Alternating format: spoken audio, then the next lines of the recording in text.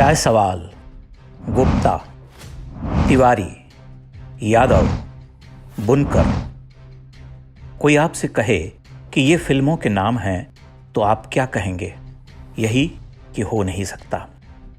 फिल्मों के नाम भला ऐसे होते हैं? मुंबईया फिल्मों को देखने तो यही लोग जाते हैं। इन जातियों का तो भारत के इतिहास में गौरवपूर्ण स्थान रहा है। अनेक महापुरुषों ने इन जातियों में जन्म लिया, जिन्होंने देश और समाज के भले के लिए काम किया।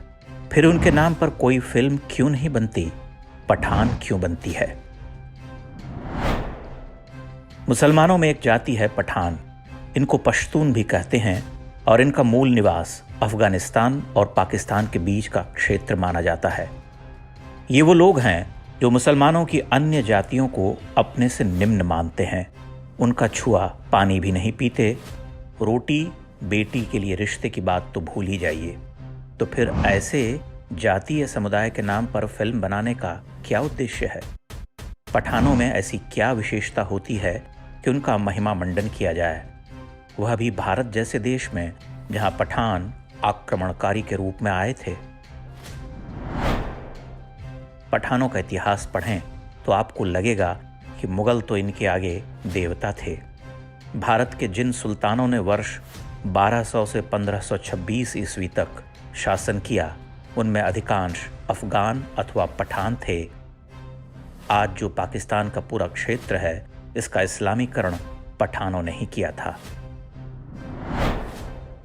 पठानों की क्रूरता का अनुमान इसी बात से लगाया जा सकता है कि अकेले महमूद खिलजी के हरम में 35,000 हिंदू स्त्रियां गुलाम बनाकर रखी गई थीं। महारानी देवी पद्मिनी और कर्णावती के जौहर की घटनाएं पठानों के कारण हुई। विभाजन के समय पंजाब और बंगाल में पुलिस बल में बड़ी संख्या में पठान और पंजाबी मुस्लिम सिपाही और अधिकारी थे। हिंदुओं और सिखों के नरसंहार में इनकी सबसे बड़ी भूमिका मानी जाती है। दिनेश चंद्र सिन्हा और अशोक दास गुप्ता की पुस्तक 1946 the great Calcutta killings and Noakhali genocide में बताया गया है कि हर स्थान पर हिंदुओं पर हमले पठान पुलिस वालों ने किए।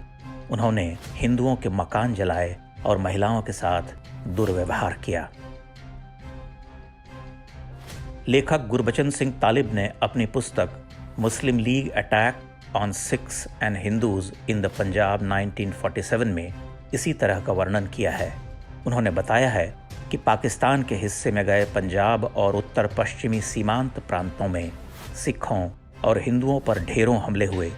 महिलाओं के साथ बर्बरता हुई। ऐसी अधिकांश घटनाओं के पीछे पठानों का हाथ था।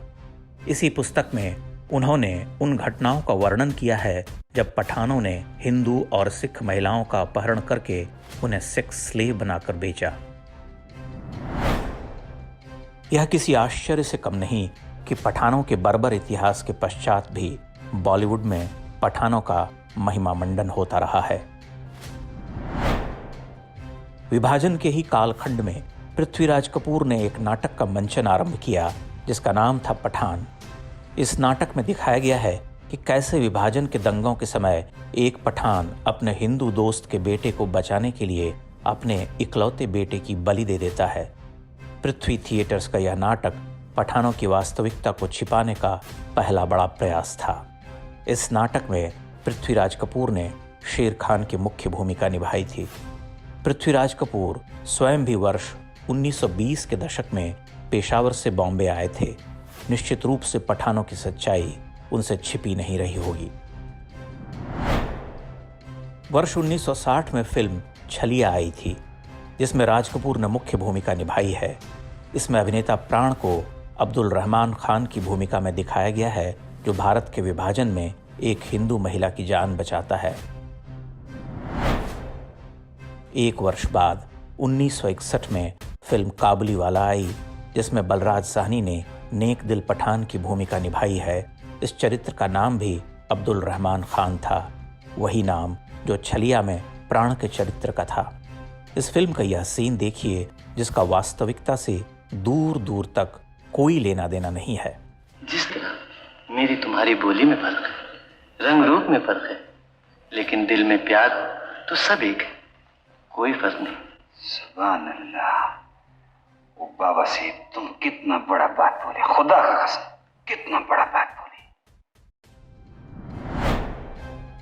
70 के दशक में सलीम जावेद की जोड़ी का पदार्पण हुआ।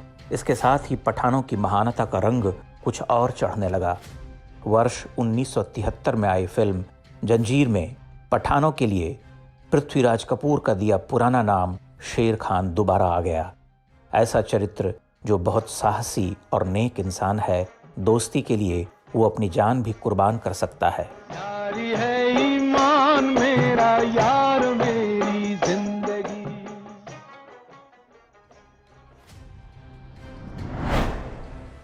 इतिहास से पता चलता है कि पठानों में मित्रता का कोई भाव नहीं होता था।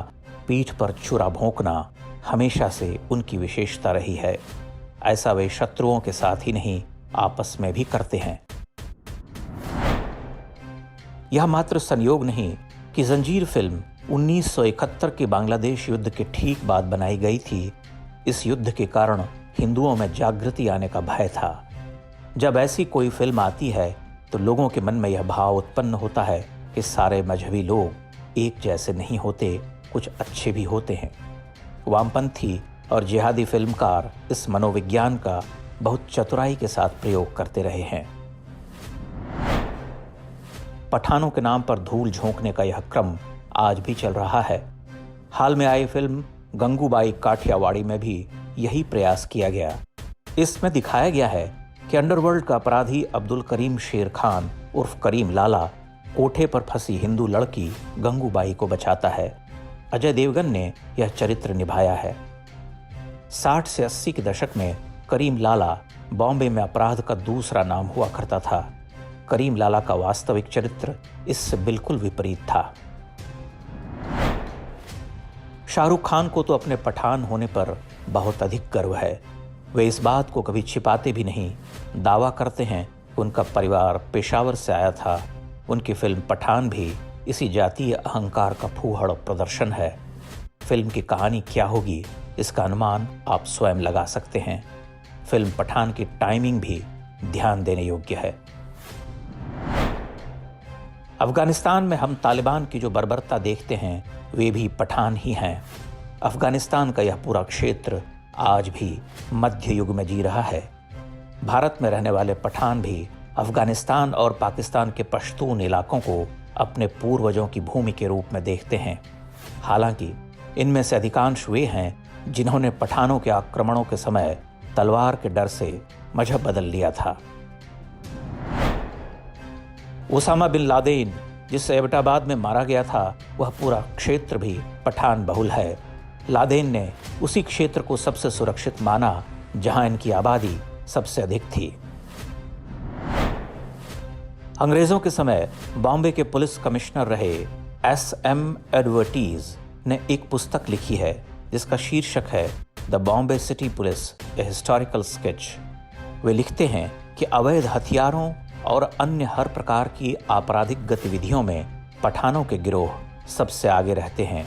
उस समय ट्रांस फ्रंटियर पठानों पर नजर रखने के लिए पुलिस बल में एक अलग इकाई बनानी पड़ी थी।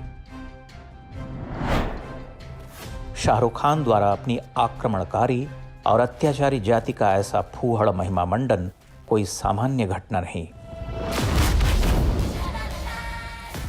यह हिंदुओं पर 1000 वर्ष के इस्लामी घाव पर नमक छिड़कने की तरह है।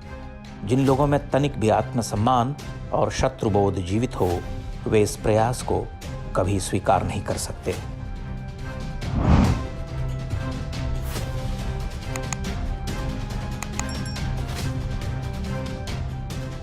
इंडेक्स ऑनलाइन के वीडियो समाज को समर्पित हैं। आप इनको डाउनलोड करके जैसे चाहे वैसे प्रयोग कर सकते हैं। चाहे तो आप हमारे टेलीग्राम चैनल से जुड़ सकते हैं। वहां सारे नए पुराने वीडियो आपको मिल जाएंगे। हमारे सोशल मीडिया लिंक हर वीडियो के डिस्क्रिप्शन में होते हैं। हमारा एकमात्र उद्देश्य हिंदू समाज को जागृत और एकजुट करना है। इसमें सहभागी बने। धन्यवाद।